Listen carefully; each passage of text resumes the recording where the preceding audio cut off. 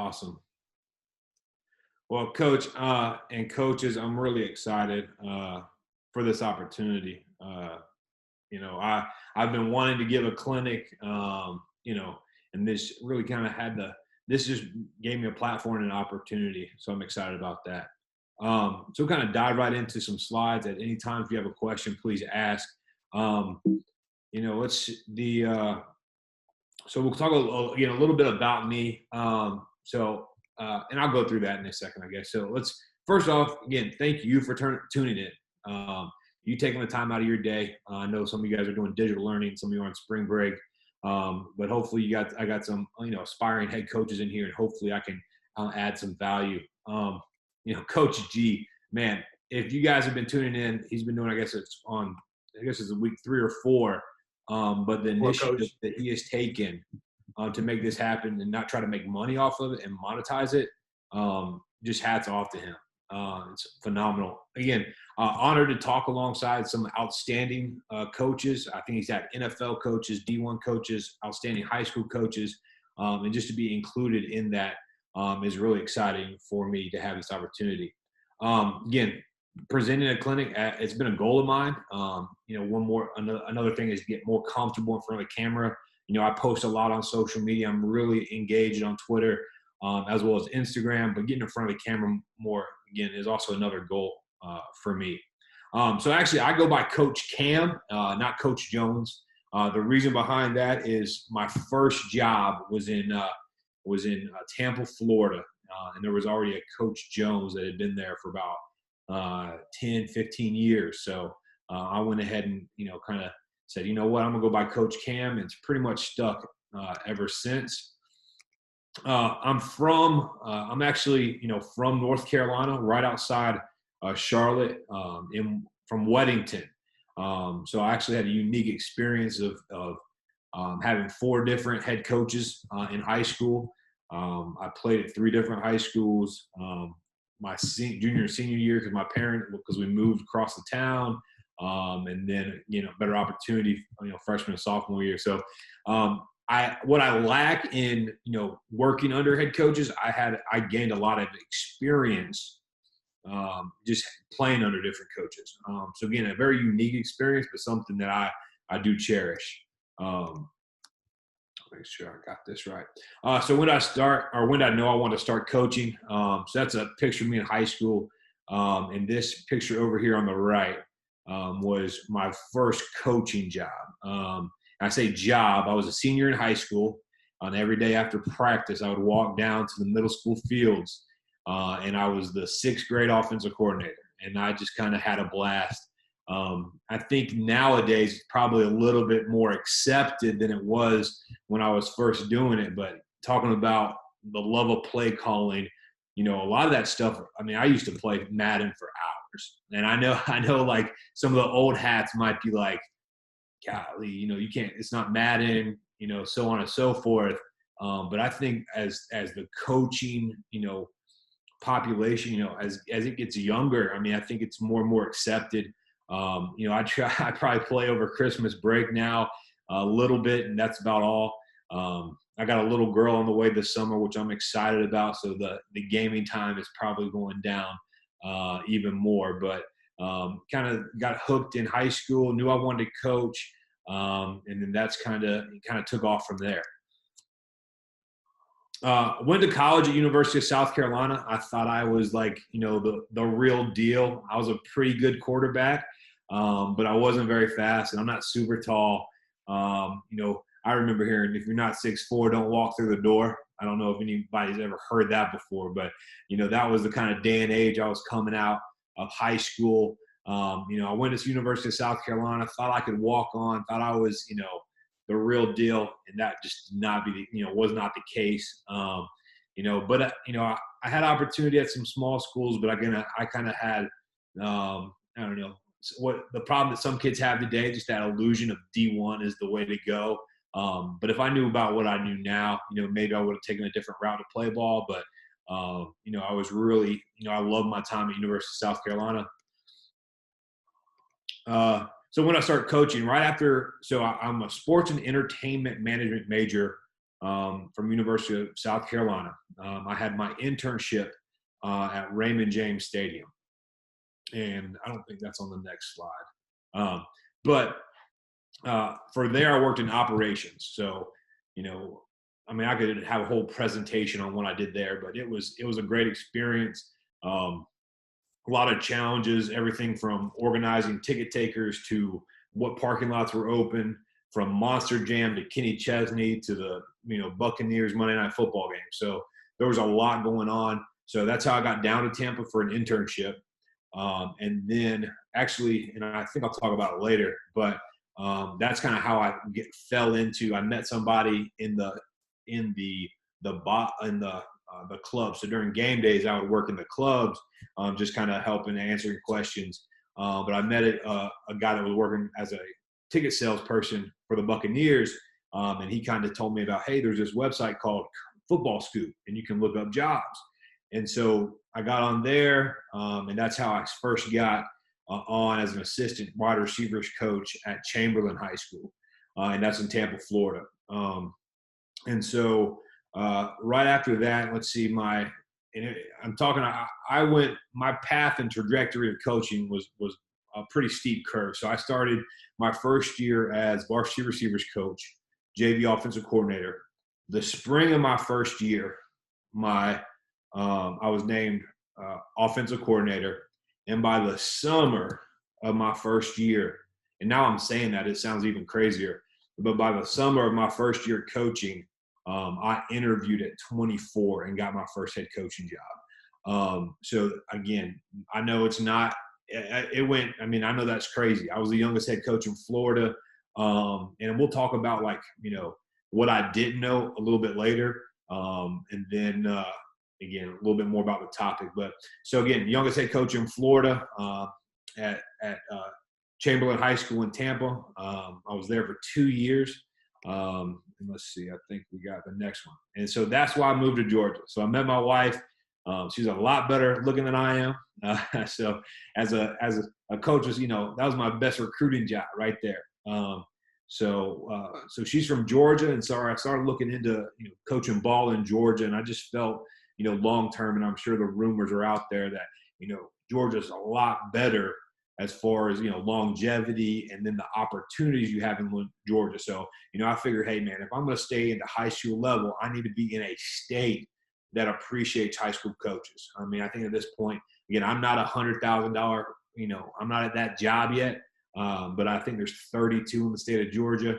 So I knew, just from research kind of like that, I said, man, if I'm going to be in coaching at the high school level long-term, then Georgia's where I need to be. My wife is from right outside Atlanta, Cumming, Georgia. We live probably about 45 minutes there, about 45 minutes north, and Buford right now. So my first job that got me up here, I was a ninth grade football coach. So I had a phone interview for a head job in Georgia. Again, not a lot of experience, 2 years of coach.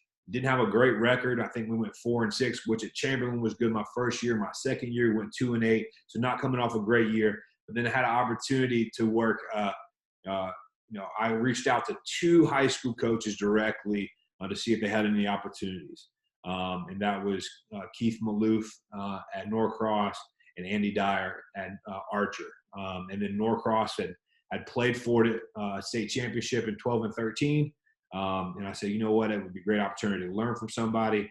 And so I reached out to him. He called me at I think it was probably 9 o'clock the next morning. We probably talked for 30 minutes. Just that first conversation, one thing that really stuck out to me was I remember him telling me his budget. So and I was in Florida, man, and we had my budget was probably $30,000, maybe 25. I mean, it was, and we raised every penny of it. I remember our first conversation with him, and he was like, on a good year, our budget will be $500,000. And I was like, man, I cannot wait to get to Georgia. So I was actually the head track coach as well. There's a picture. And so right after Norcross, I was able to, now this is probably, again, I could probably go into another clinic about this, but my first head job in Georgia, because I knew I wanted to be a head football coach. Norcross and being in a championship program was a great experience. but I wanted the opportunity to be a head football coach again. So my first head football coaching job in Georgia was Lakeside High School in DeKalb County.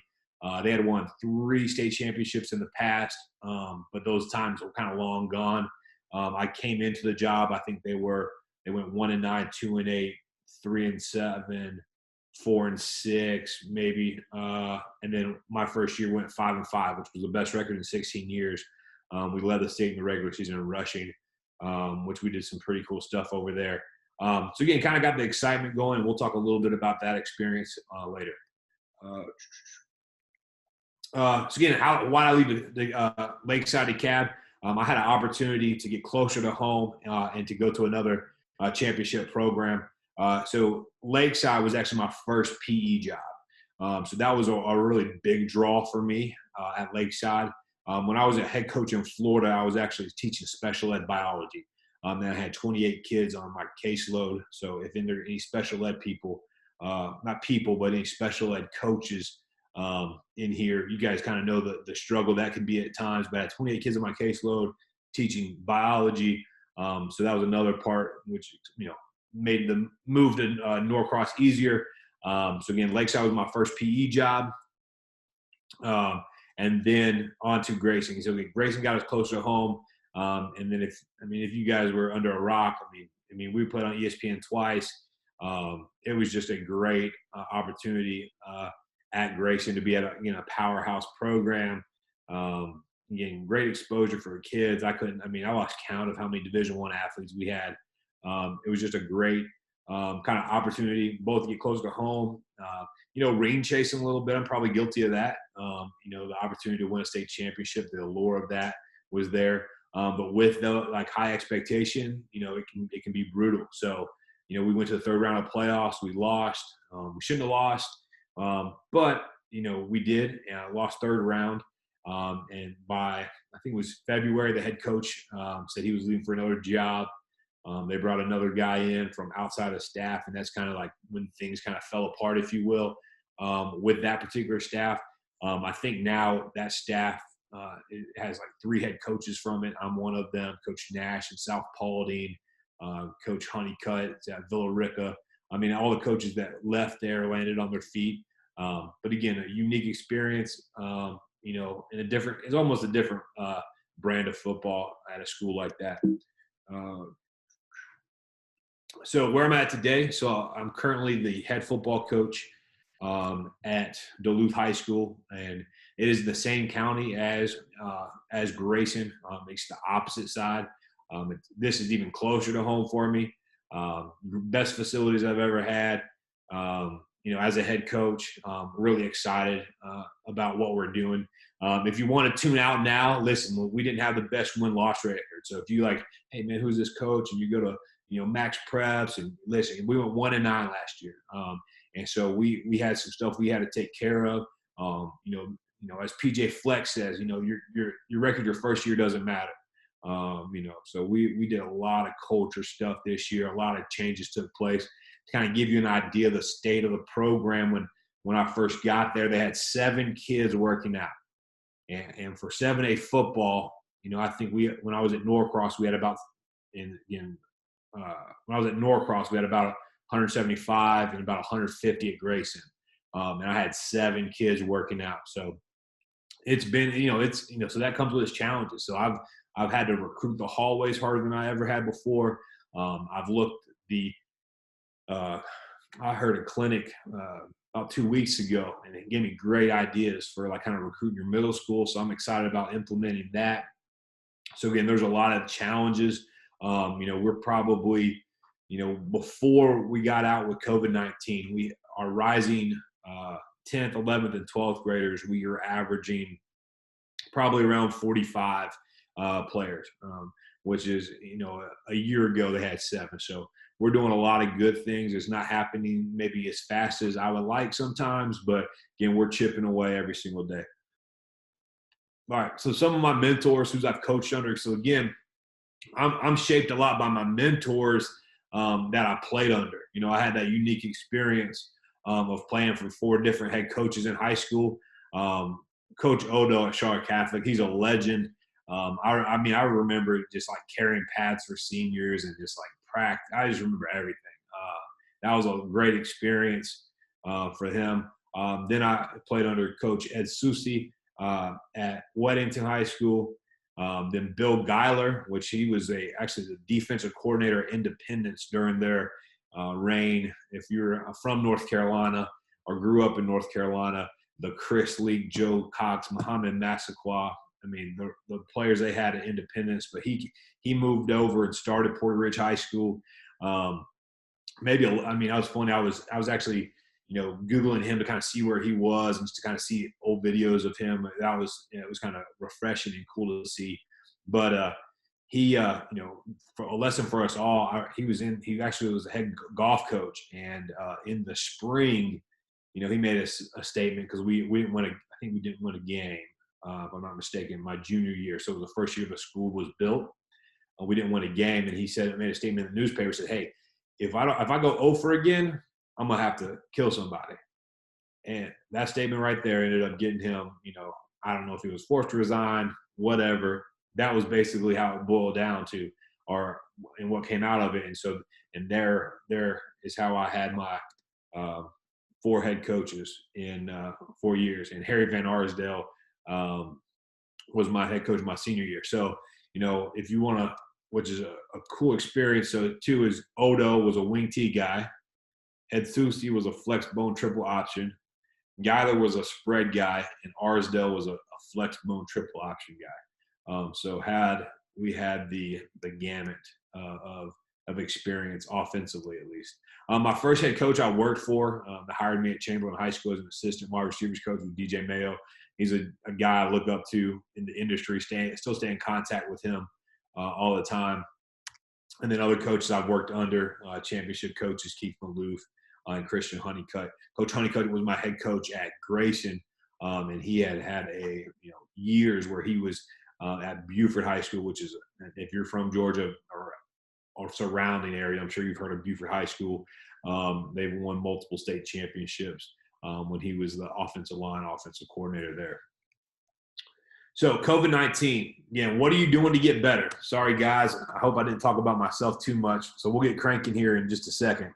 But what are you doing to get better? We got all these opportunities for clinics, all these Zoom. I was telling Coach G, we got Zoom, Google Hangout, Google Meets, and I was trying to navigate all of them to kind of figure out kind of what's the best fit for me. Obviously, Zoom's kind of taken off. Are you holding staff meetings? That was one thing that I have not held a staff meeting since the outbreak of COVID-19. So that's one thing that I have on the schedule for this week that I'm going to meet with my staff. We have digital learning that we're having to do daily. Our high school posting assignments daily. Yes, I post a daily weight training assignment.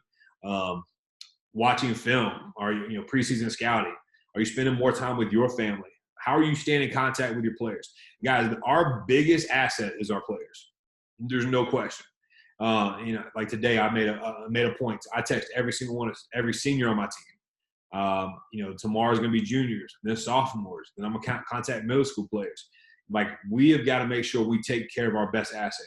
Because I kind of joke, man. I could have the best blueprint of how to run a program, and you're going to say, like, man, coach, like, you got some plans, and we'll go over through my materials at the end. But yeah, there's a lot of good stuff that I do. But at the end of the day, if you don't have players, man, you don't have anything. So what are you doing to take care of your players? Make sure they're doing okay. I texted one of my senior leaders, rising senior leaders, and he was just saying, yeah, mom just lost her job. They cut my hours at the fast food restaurant. So, there's a lot of stuff going on. So what are you doing to stay in contact with your players? All right. So I say all that to say action is power. If you're not a subscriber to the Daily Discipline by Brian Kite, you're kind of missing out. So he had one a couple weeks ago, and I think I might even use this with my team. This is a lot of times I get our thought of the week from the Daily Discipline, but everyone has heard the phrase knowledge of power. But he says, you know what? Knowledge is abundant now. So action is power. And I feel like with the COVID-19, everything that's all these clinics and X and O talks we hear about, what are you going to put into action? You can only do so much with all these ideas. You can only run power so many ways. You can only draw up so many RPOs. All that stuff is great. But at the end of the day, action is power. I have a list of from the Coach G's clinics and some other clinics I've seen, I have a list that I want to go through and kind of like really break down their PowerPoints. What are you going to do with this PowerPoint? Are you going to make it an option? Man, I got to really update my materials. I got to do this. I got to do that. This is a great way. Are you going to do it? Or are you just going to say, you know what? I remember that coach did it this way, but I don't, action is power. What are you doing? And make sure you're acting. Make sure you're getting stuff done. Again, what are your plans with all these ideas? What are you doing? What are you going to put into action? Let's make sure it happens. So, all right. So sorry for that rant. Let's dive into the topic now. So landing your first head coaching job is an uncharted territory for most. There's many ways to go about it. These are my experiences. I was the youngest head coach in Florida. I was a head coach and AD at Lakeside at Cab. I was probably the youngest in the state at that time. I tell myself, at some point being the youngest is not an achievement anymore. You have to do something. And that's kind of, where I'm at with this job. I feel really great about it. I have a good administration. And I have a really good core group of coaches I'm excited about. And so that's kind of where I'm at in my stage. But again, I've done it. I've been a head coach 3 different times. And I think, I think what I do has something to it. I think, I could talk culture for days, but I thought this was a unique topic that we could kind of dive into and talk about. So job openings. For me, this is my experience. Football Scoop is great. However, at the same time, even when I put a post out on Football Scoop, I know I'm going to get Joe Schmo, I'm going to get a whole bunch. So you really got to stand out, in my opinion. Again, how I found the scoop, I kind of told you a little bit about that as when I was in the club area. I was talking to a season ticket sales representative for the Buccaneers. He told me about Football Scoop. And that's kind of how I landed my first job. In Georgia, we have the Georgia Prep Report. If you're from Georgia, you call it the Vent. And I'm sure there's different surrounding states. Florida high school, athletics, classifieds, other message boards, Twitters. There's probably private groups, chats, etc. So if it isn't posted, is it open? And that's a whole, another thing. So when I was, first, I applied to so many jobs, I couldn't tell you, and what got you, what made me, when I was a young coach, I was like, man, I'm going to apply to, I'm qualified. I always convinced myself that I was qualified, even if I wasn't. But now kind of, I got a few years under my belt. I can kind of see, hey, listen, that job's open, but it's not really open, and there's some jobs like that. Some jobs, if you hear coaches leaving, if it isn't posted, is it open? Absolutely. But at the same time, you hear the saying, there's a saying in Georgia, we say, save your stamp. Like it ain't worse than your stuff. It ain't worth sitting down, changing logos, changing core values, tinkering things for a couple hours or a couple of days to send it out when it's not even going to get looked at. There's some jobs in Georgia, if you hadn't won a state championship, you don't even need to consider applying. And so that's kind of, as I've gone through things, I've learned that. Again, when I was a young coach, I was like, man, I'm going to apply to everything. Buford's open. They won 7 out of state championships. I'm just going to shoot on my stuff. And reality, I never had a shot at an interview. But, as time, I kind of learned that. And I kind of know the territory of Georgia a little bit better. Again, what jobs that you got a chance for. With that said, there's a lot of things. There's a lot of jobs that if you don't know somebody, and I'm talking about somebody real close, then you don't have a chance at it. An example maybe not an example, but this presentation is going to talk about a lot about, a guy that doesn't have the connections that you don't know, your dad wasn't a high school Hall of Fame coach. There's guys, and I'm nothing against those guys, but again, my dad worked in a factory. My mom was a pharmacist. They don't know, they're not connected, so I've kind of had any first impression for me is through an initial email a lot of times. Now that I've met more coaches and I try to go to a lot. I try to go to the AFCA every year. I try to go to, the Glazier clinics and touch base with coaches and have a big social media presence and those things. I've networked through that. There's a lot of people, again, that I don't know. So that initial email for me or job postings for me, are coming, through an email, or I'm seeing a job posting on a Scoop or on a message board. So another thing, again, the initial email. I just talked about save your stamp. What's that mean? So again, talk about that initial email. A couple of things. And I'll show you all my stuff. I just ask that you don't copy it word for word. So I have no problem showing you, but I don't want to copy it word for word. So save your stamp. You guys know about that. That's a job that's hard to get. A job that you want to state championship, that kind of job. But again, that email should grab attention. What's in your subject line? I was at Grayson High School. I was the pass game coordinator. I'll put 7A, coordinator with head coaching experience, something to that effect.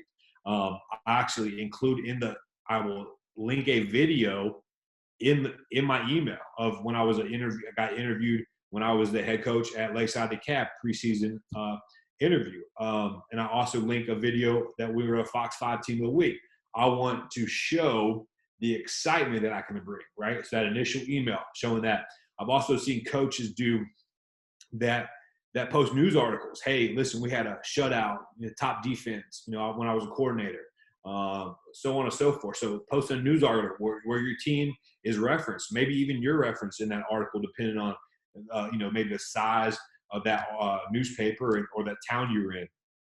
Another thing you can do, and just talk about like how can you be unique and how can you grab somebody's attention. I've seen a coach before had his position as a position coach, had his players sit down and kind of give like a confessional of like, what's it like to play for Coach Cam, and Coach Cam, he always cares about me, he cares about our grades. He always, taught us to be a better man and all these things you can have. Like, don't make an excuse of why you can't have a video. You can have your kids make a video for you and you put it together and make it look good.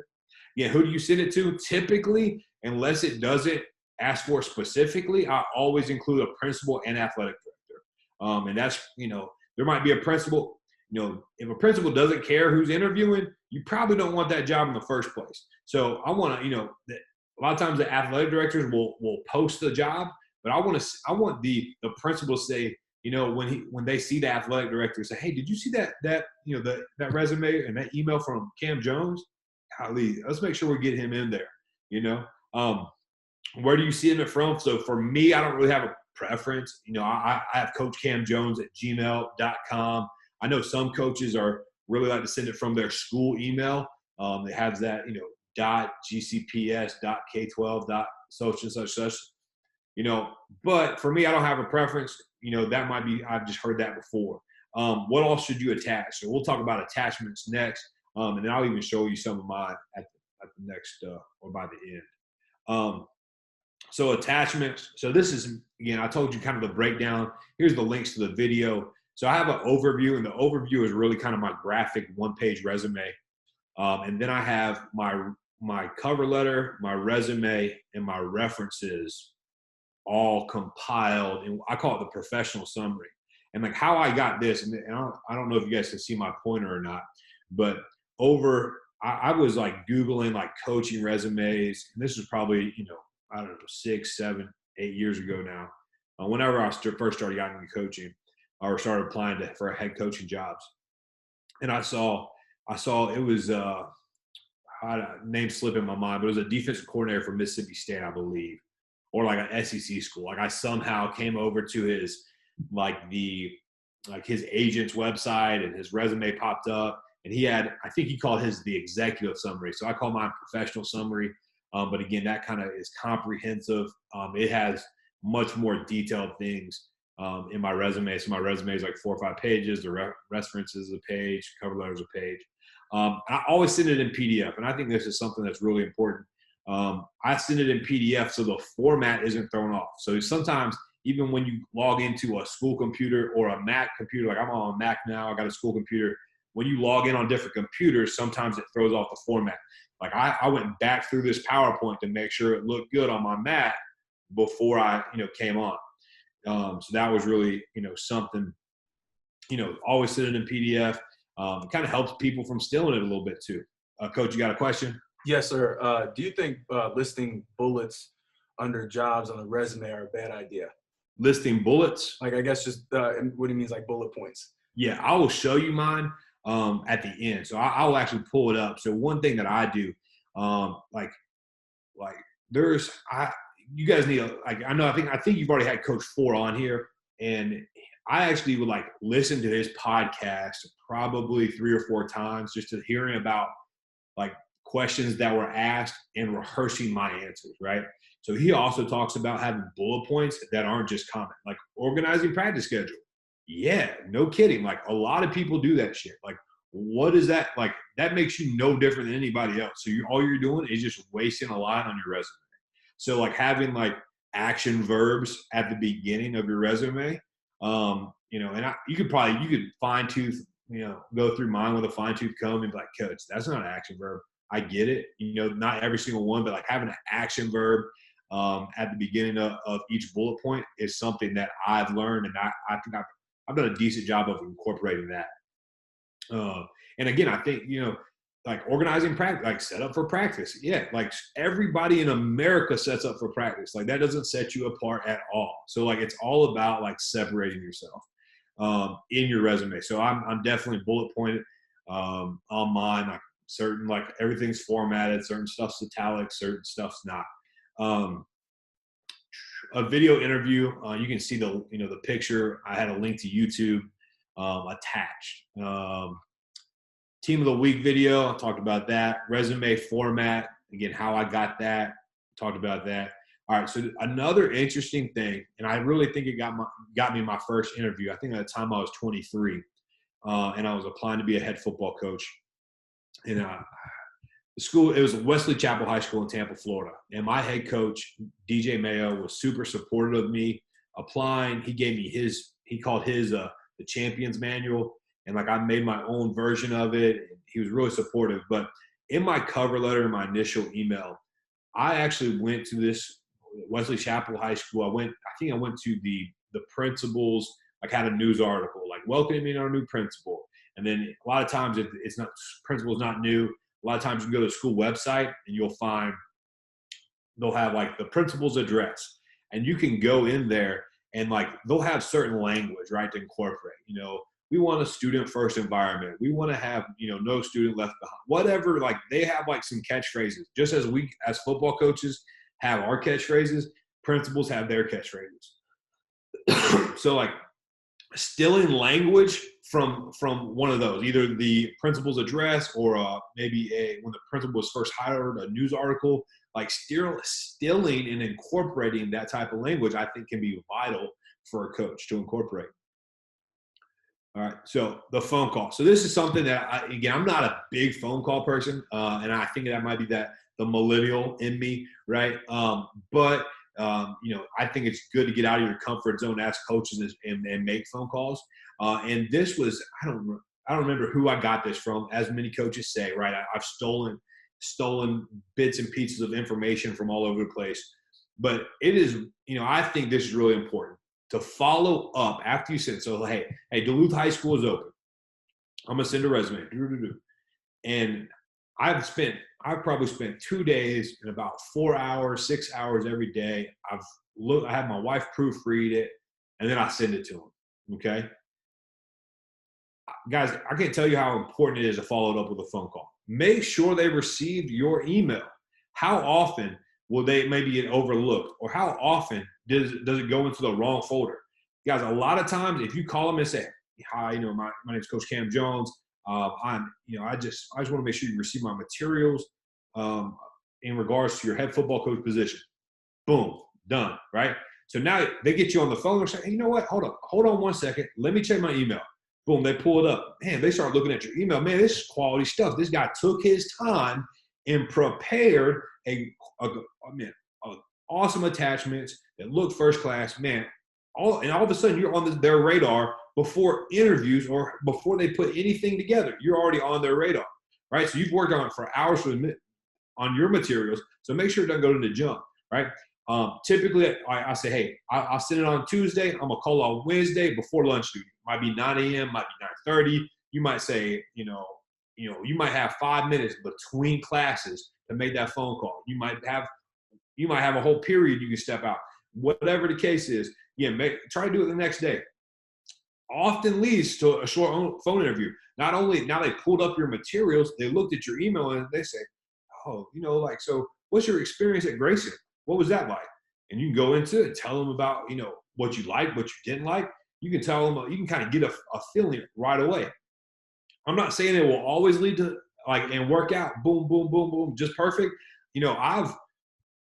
Sometimes you call the guy or the interview or the AD or whoever it is, and you call and you hear him and you get, yeah, we're accepting resumes till April. Boom. And it's short, but listen, you took the time to call, boom, it's right, already going to set you apart. So next thing, another coach told me this. Who are the decision makers? This is vital. And I think this is probably, I didn't learn this till last year. Who are the decision makers? Is it the athletic director? Is it the principal? Who's hiring the football coach?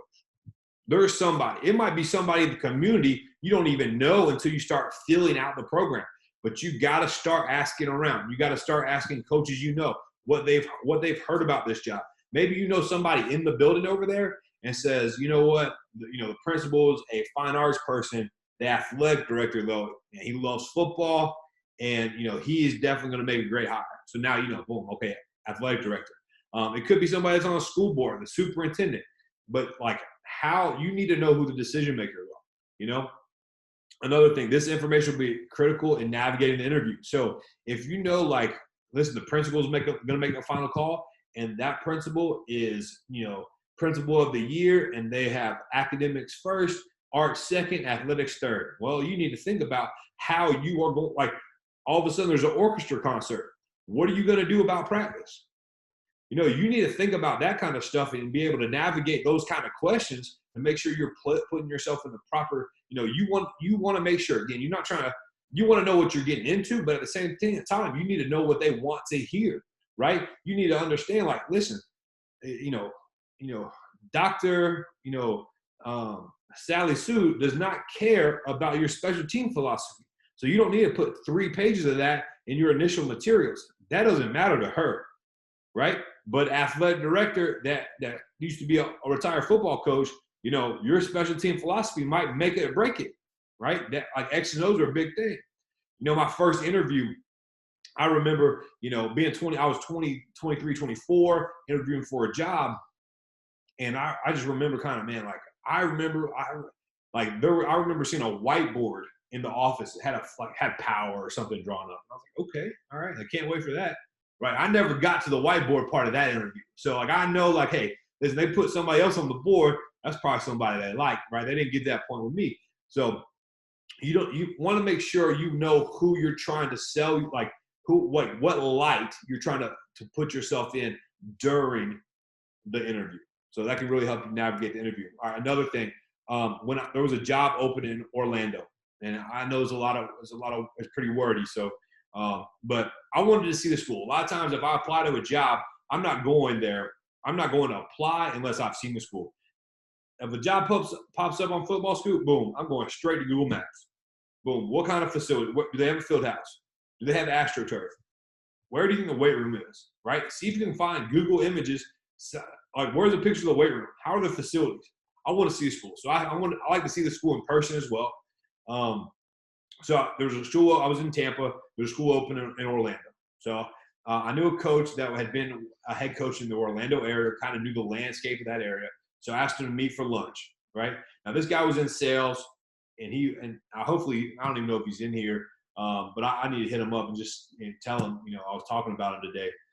But, he was in sales, and he could just navigate, he could just talk himself into anything. So we went to lunch, and so I think the school was Celebration High School. If any of my Florida guys know where that is. But we go to a restaurant that was close by, and we asked the host. She was a high school age young lady, and she said, what do you know about Celebration High School? What do you know about their football team? Oh, they're this, they're that, they suck, they're good. They had a down year.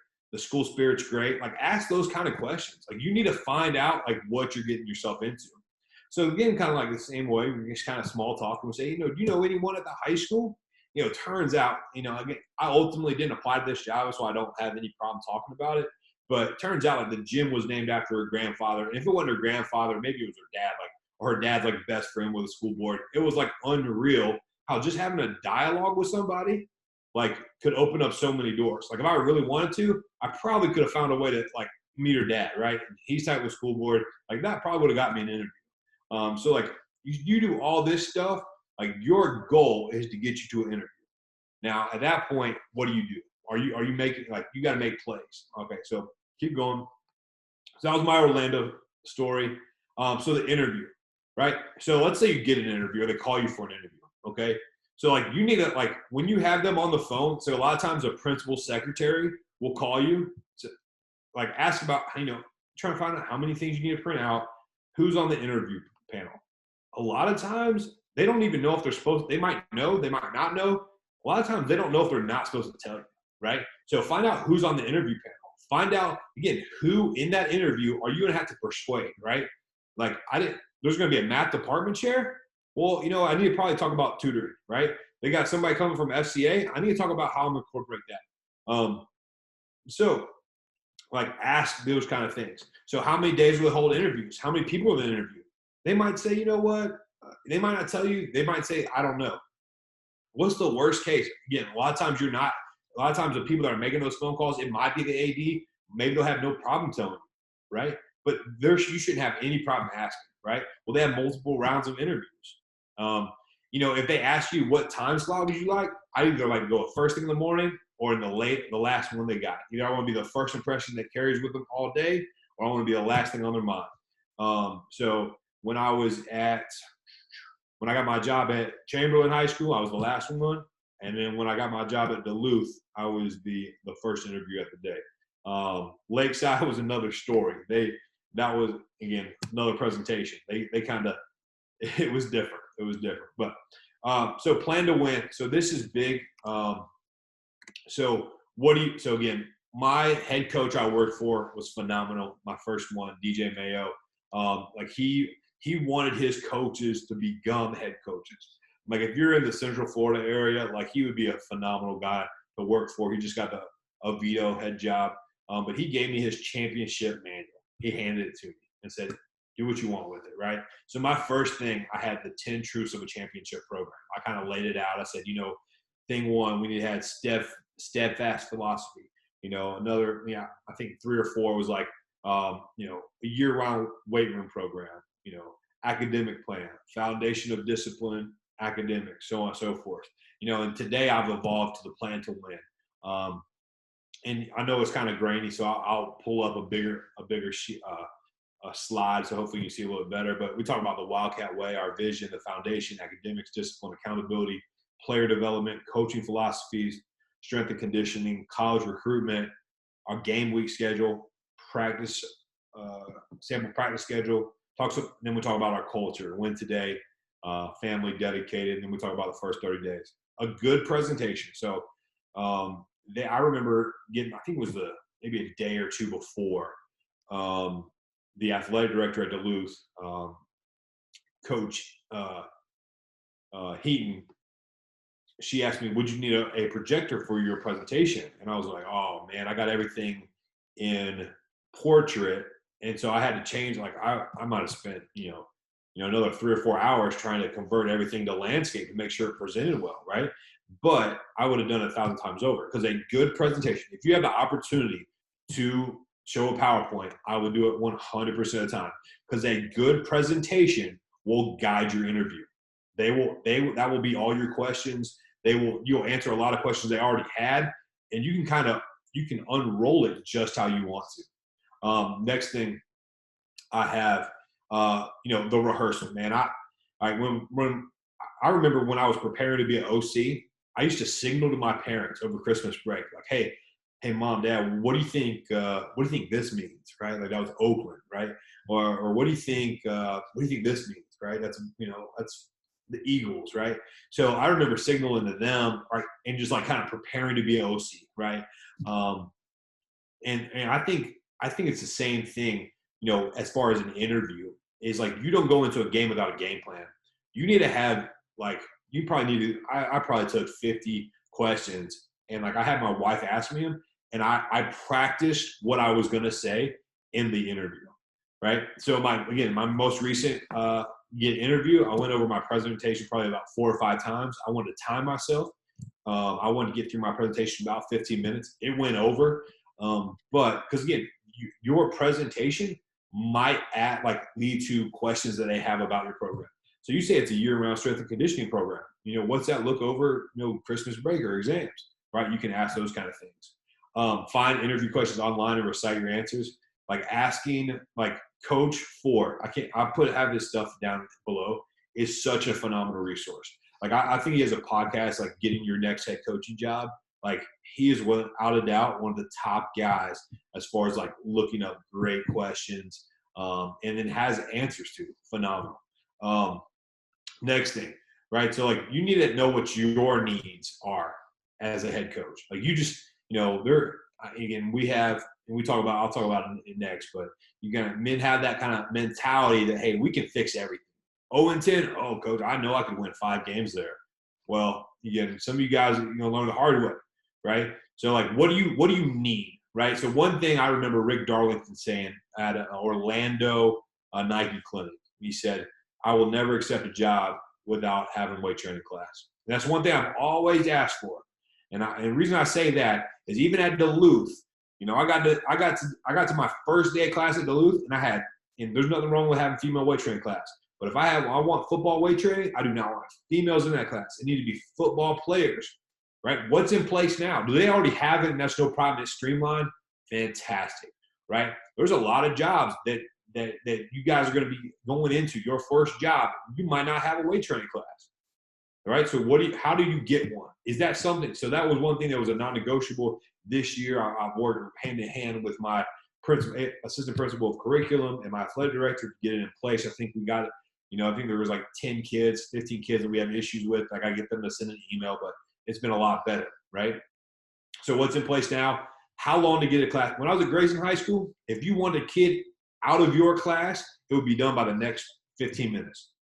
If you wanted a kid in your class, it would be done by the next 15 minutes. It happened like that. That's not the case at every school. Grayson, Powerhouse, it's the real deal over there, right? We had 9 coaches in football weight training class. That's right, 9. In the middle of the school day, 4th period, 9 coaches.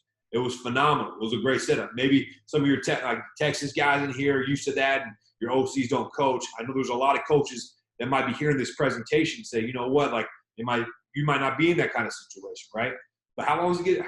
Ask this in your interview. Do you have any questions, coach? Absolutely. How you guys currently have football weight training class? Is that something you're willing to have?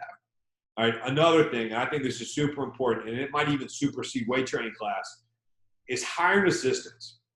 Because again, I'm struggling and navigating through a lot of this stuff right now, right? And maybe I would have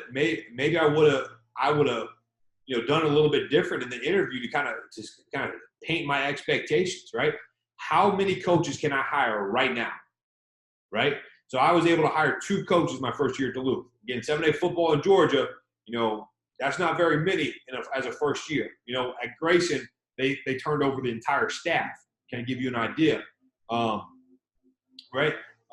Sorry, we got somebody working in the backyard, so hopefully you don't hear too much of that. Are there any PE slots? You guys, that's the unicorn of the teaching and coaching profession, right? I started on special ed biology. I cut my teeth in special ed, and I know everybody wants a PE spot, right? So, good coaches get PE spots. I try to keep my coordinators in PE spots. But are there any PE spots available, right? Who do I have to keep? The principal kind of gave me a rundown. Hey, I'd like you to keep this guy. I don't want you to keep, you don't have to keep this guy if you don't want. Right? I want to know these things in the interview. If you have to keep everybody, how am I going to create change? I used to say, and it might have been one of my older presentations, that I want to have 51% staff turnover. I want 51% of the staff to be different or new. I want the kids to see and feel the change. What's the process? And I think this is something, that you guys need to ask, right? And I did not ask this, right? Come January, December, right? December, January, that's hiring season for coaches, right? What are you doing? The job's open. I see it on the portal. It says we have an open history spot. Ask the principal in the interview, how would that process look? Would you like me to bring in a guy? Are you going to give me slots to hire? Right? Are you going to say, hey, you know what, Cam, this is your special ed social studies spot. That's your spot. Make sure you bring a good guy in. Or is the principal just going to kind of make hires? So that's kind of something I'm navigating right now. Another thing, and this would be a great guy to get on.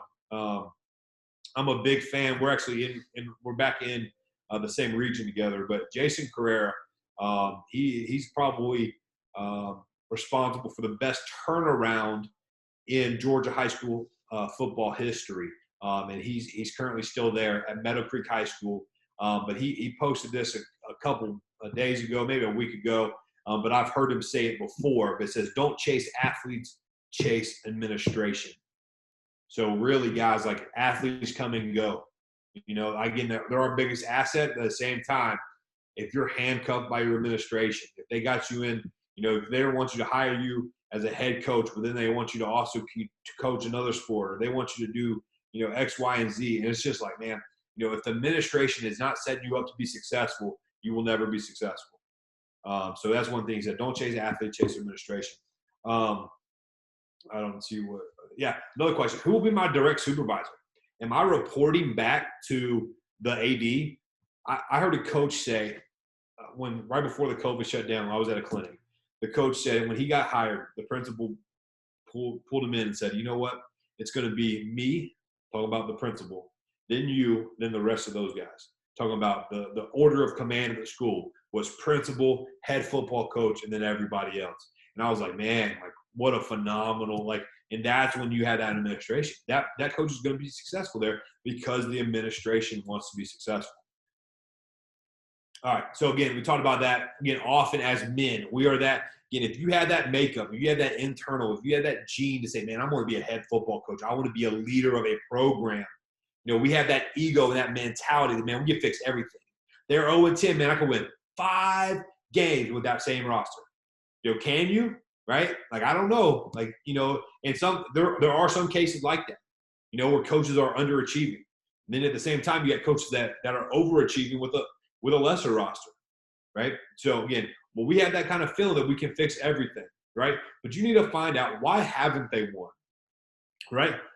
I have a list, I think like 25 questions, like at the end of an interview, like things to ask, like, why is the last guy gone?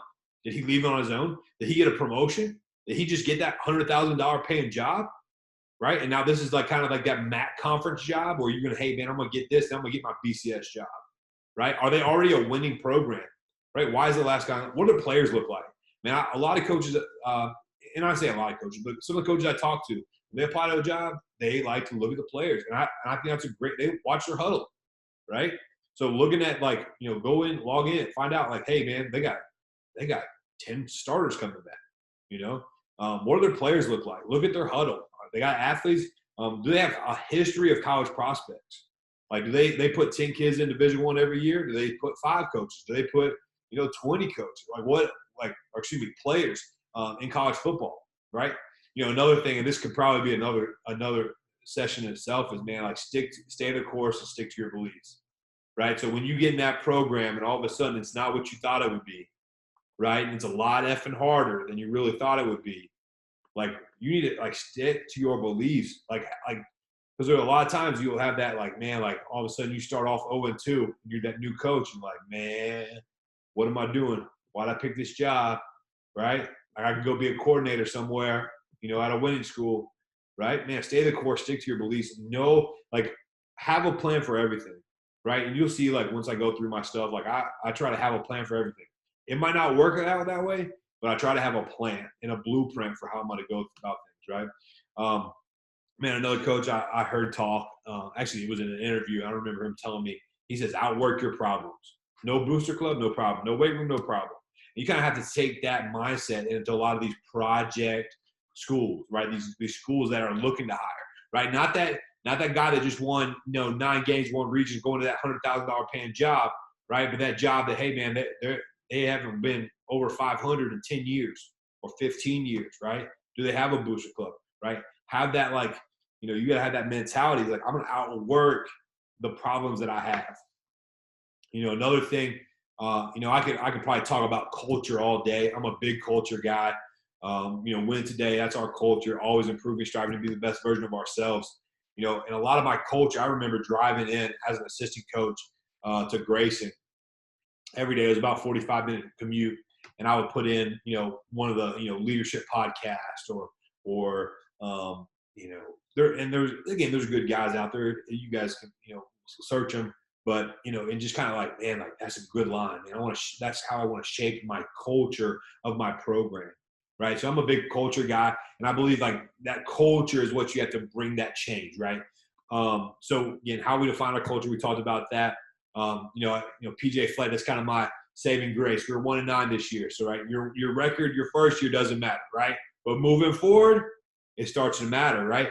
But I think, a big thing that I learned about this year, man, is like, my head coach, my first head coach I worked for, Coach Mayo, he used to say, I went 1-9 with you, I go 1-9 without you.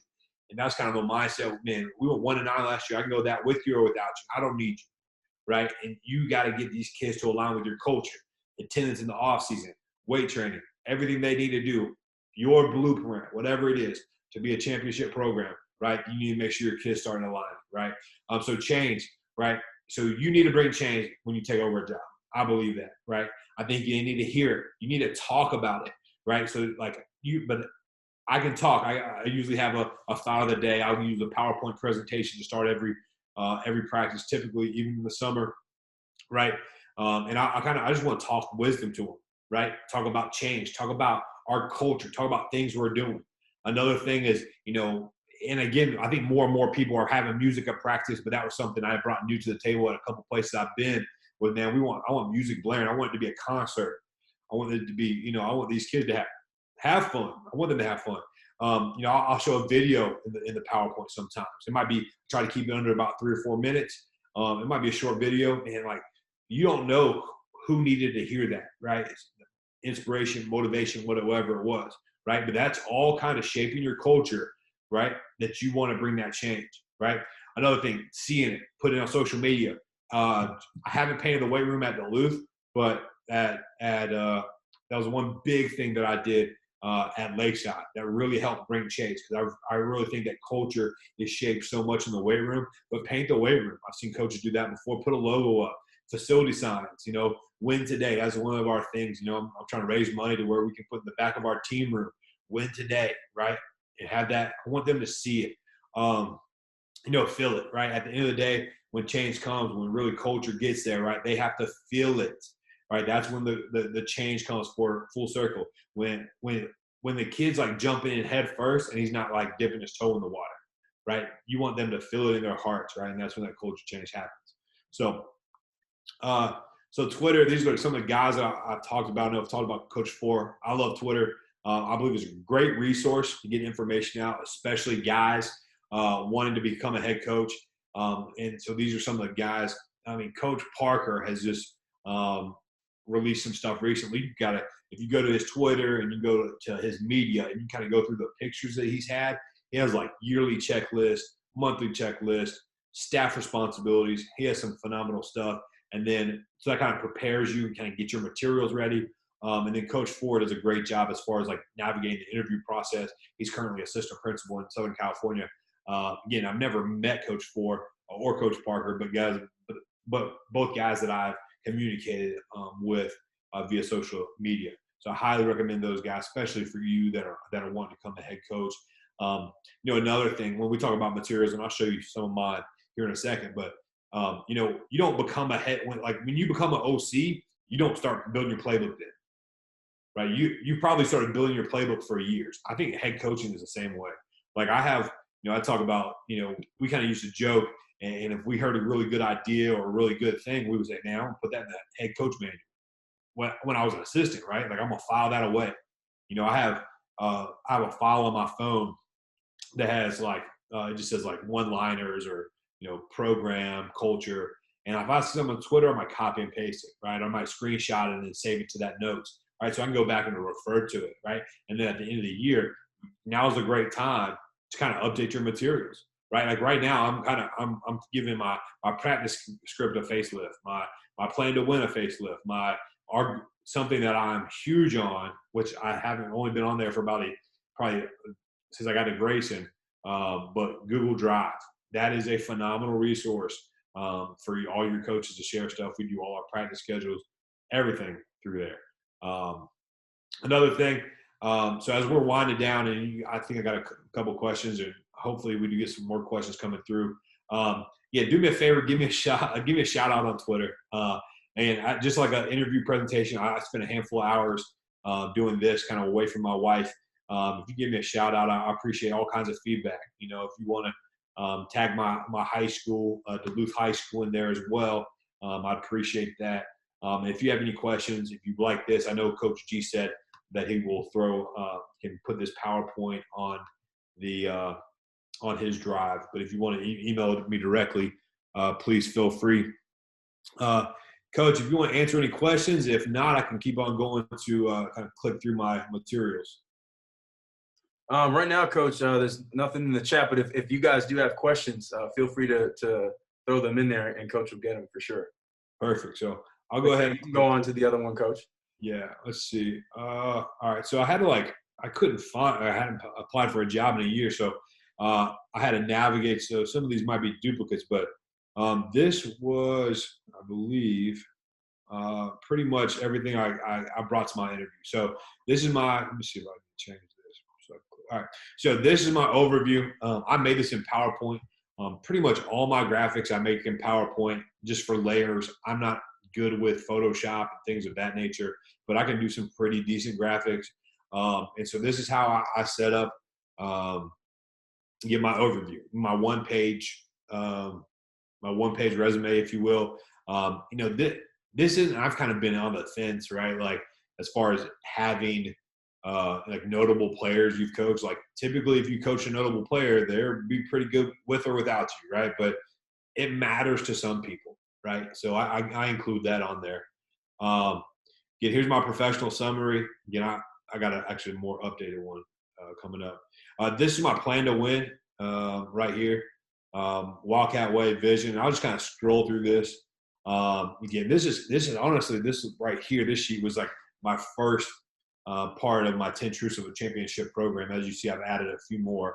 A clear vision, mission for the state or for the program, a commitment from administration, comprehensive organization and planning, attract and hire and retain elite coaching staff, foundation of academics, discipline and accountability, steadfast philosophies, year-round strength and conditioning, hands-on with the youth program, strong booster club, head coach invest in the community, college recruitment of student athletes, player development program, develop a tradition, provide opportunity for positive parent involvement, and then I just talk about culture at the end. And so then, like, there's my mission statement, the mantra, the foundation. And again, I'll put this out there. Again, I'll put it in PDF. And if you want to go back, and I encourage you to make it your own, because I'd hate for us to be applying for the same job one day and you got my same player development calendar. But it is what it is. Yeah, I think this is important to see. You know, we do Tie Tuesday at Duluth, but this was pictures at Lakeside. We did Community Service Day, you know, showing these pictures. Coaching philosophies, offensive, defensive, special teams. And I'm kind of going fast because I don't want to, you know, bore some of you guys. I know there's a lot of reading involved, but you can read it later. Kind of college recruitment. I probably took this from, I found this online somewhere, right? And I kind of, put it together. College recruitment, business we've done, signing days that I've been a part of, how I organize my prospect sheet. And again, this is stuff that I'm sending in my initial email to try to get somebody to give me an interview, right? I'm willing to send all this in an interview. I'm trying to, I don't even use this practice schedule now. Again, I kind of made a template of what I used to use. Talks about, again, culture, win today, family, that kind of stuff. All right, so we saw that already. Here's a professional summary, and this is what I had sent in my initial email. Cover letter, resume. Again, I put education. Again, we've all heard different ways to do it. This is just how I do it.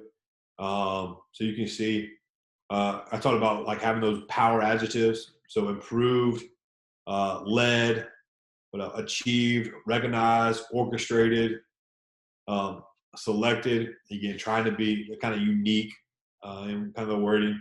I add helmets to it. If you can't find helmets, maybe you find logos. I couldn't find, like, this is not Jefferson's helmet, but they are blue, right? So I found like a blue helmet on helmets I could find. I put it on there. Then I talk about work experience, kind of my teaching background, and then like some camps that I've worked with, things of that nature, and then my references. And then, so this is program proposal, and this is the present. No, this is not quite the presentation, but it's close to the presentation. This is what I put in the binders. So like my presentation that I gave would have been very similar to the first part of this presentation, like the about me, like who I am, that kind of stuff. I put that in the front end, and then I work through all this stuff, which is the same stuff that's in the plan to win. But I put it in again like a PowerPoint template or like a presentation where I don't want it to be as wordy. So you can see some of the same pictures, philosophies, things of that nature. Strength and conditioning, I'm a percentage guy, but I'm also a tempo guy. So we have a pretty good tempo. I've posted some videos, so you guys can see those on Twitter or on Duluth Football or Duluth FB Twitter. I'm sure we got some out there. To kind of give you an idea of the weight room, we do a pretty unique job in there. Player development, again, these are all attachments I've had in my presentation. Also include a game planning template. Coach, you got something? Yes, sir. Question here for you. When interviewing, do you let the hiring staff keep your book, or are they giving it back to you after the interview? That's a good one. So like I've seen it a couple different ways. It kind of depends, right? Like all your eggs in one basket is the only job you're applying for this year. You might not apply for a job for another 2 or 3 years. Maybe you feel comfortable leaving it. Typically, kind of my rule of thumb is I'm going to leave one copy with them, whether it be the AD or the principal. I kind of leave one copy because you're going to see it again. Like it's, and I say that because like if you leave it, like I can tell you where mine is. Like when I applied to Lakeside, I remember there was a lady, a biology teacher, that gave me back my plan to win my second year as the head coach. She's like, I have this. I've been holding on to this for such and such. She was a basketball coach, or a girls basketball coach. I was like, man, like who else has a copy? I didn't know. So I typically say, hey, like rule of thumb is I'll leave one copy here, but I'd like to keep everything else. Because again, you're going to spend, I put together, I don't think I have one. But I have, you're going to put it, yeah. This wasn't the exact one. I can't even see myself anymore. Can you see me? There we go. So this was like my plan to win for Lakeside. And then it's kind of grown into like a working document. So I kind of started putting a whole bunch of other stuff in there, but it has like the philosophies. So I mean, binder, dividers, paper, printing. I mean, you're going to spend, you might end up spending $10, per binder. And I think I had to make 9 for Duluth. But so again, kind of a rule of thumb is I try to leave one there. But that's not always the case. But I know the feeling. Like I've had buddies apply to the same jobs, not as me, but and say, hey, and then the principal just gives, hey, they like this guy better, but this guy had a better presentation. They gave him the entire, thing to like kind of use as a resource. And I was like, that's kind of, I've put time into this, and you've kind of given away my stuff I've worked on. But that's a great question. So the parent playbook, and these are all kinds of, there's resources online that I kind of stole everything from one time or another. 12-month fundraising plan. There's all kinds of stuff you can work through. But again, I include just about all this. And here's that last one that, 22 questions to ask before your next head football coach job. And my guess is I probably got this from Coach 4. And then I just he might have had 100 questions or 99 or 50. And I kind of, broke them down a little bit to, the top 22, I guess. So that's kind of the spill. And I'll make sure I give copies to Coach G. Coach, you got anything else? Yeah, there was one that came in just in regards to the hiring staff. If you'd leave, do you ever leave scheme, I guess, with the hiring staff? So again, maybe my first job or first interview probably made I felt kind of like I wasted my time putting together stuff. I felt because again, some of you, I've had to either buy suits for interviews or I've had to get tailored or whatever. I've spent money in those processes, right? So when that first time I sat in sat in an interview and I got somebody's got boards and I could just tell the body language of the they're not really feeling it, or I don't think they realized that I was a 23-year-old, right? And I walked in and they're probably looking behind me over my shoulder to see who else is coming in, but that's kind of maybe schemed in that regard. I've heard coaches saying I felt like they already had their guy, right? Like they might bring somebody in for show. So I think that's all kind of part of the part that you have to navigate. I think getting an interview is an achievement in itself, and I think it should be thought of it that way. But at the same time, it's sometimes you become blind in the process. Like you want that job so bad, but then you get the job, right? Or you don't really understand the process. You just wanted that job, but you don't understand everything that it takes. So I don't know if that answered the question, but no, that's a good point, Coach. That's definitely a good point. Yeah. So obviously, if anybody else has questions for Coach, he shared his contact information. Feel free to reach out to him, whether it's Twitter, right, or email. But no, Coach, once again, man, like I was saying in the beginning, these talks like this are I love it. And, for myself who aspires to be a head coach, man, it was really great. So, I can't thank you enough for jumping on, man, and spending some time with us, man, for sure. Absolutely. And hopefully I get an opportunity to do it again. It wasn't too bad, No, absolutely. Hey, you get some good feedback. We'll talk. We'll definitely talk. We'll definitely talk after this. Absolutely. We'll figure it out. We'll get you back on to talk some scheme stuff or some play or whatever you want to talk about, Coach. You know that. There we go. I appreciate it, Coach, for real. Thank you for everybody for checking in for sure as well. Once again, use when these coaches share their contact information, don't just jot it down, follow them, and then that's it. Use the use the resources. Now Coach obviously is a great resource for anybody that's getting prepared for a head job or down the line, preparing for a job. So obviously offered a tremendous amount of information. So let's take an opportunity to learn from them and continue to reach out and build. So once again, Coach, thank you for your time, man. Absolutely. Thank you.